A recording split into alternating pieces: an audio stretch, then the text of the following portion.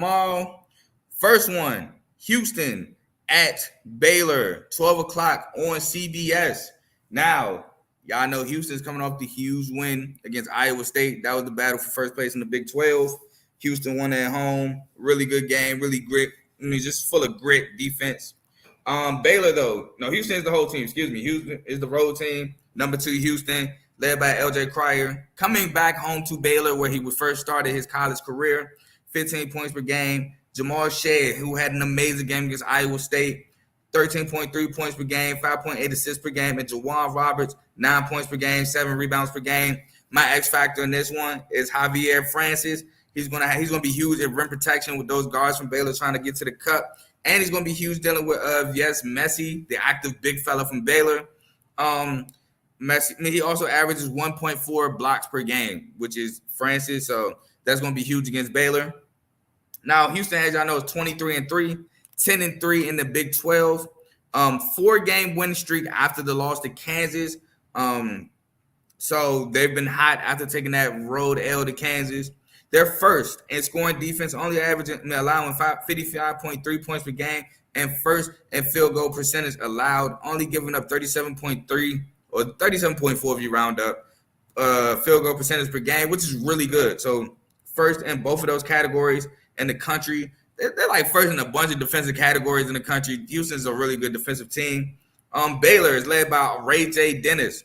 Ray J. Dennis averages 13.1 points per game, 6.6 assists per game. Jacoby Walter, 14.4 points per game, 4.5 rebounds per game, and 1.2 steals per game. And Jalen Bridges, averaging 10.9 points per game, 4.8 rebounds per game. As y'all know, Langston Love, he's been out for Baylor of late. My X factor in this one is Jaden Nunn, the VCU transfer. He has to help provide more scoring for the Baylor Bears going against this Houston defense. He's got to provide scoring as a starting guard.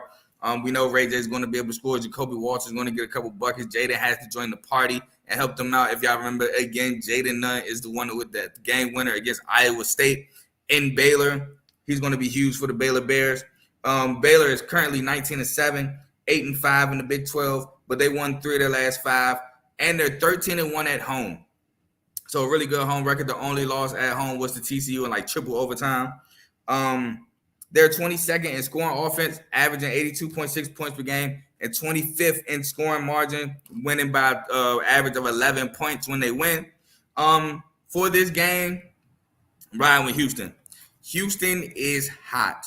They are really hot. I understand that they just came off a huge home win against Iowa State, but their defense, like I said about Iowa State, defense travels. Their defense travels. And I think they're really going to give Baylor a tough time scoring the ball. While they have guys that can score themselves. You have Emmanuel Sharp. You have why am I blanking? You have Jamal Shea, who just went for like 26. You have L.J. Cryer, who's not revenge game because he didn't leave on bad terms, but he's going back to his old school. He wants to have a good show in that Baylor. So you got these guys that can put the ball in the basket, plus they play great defense.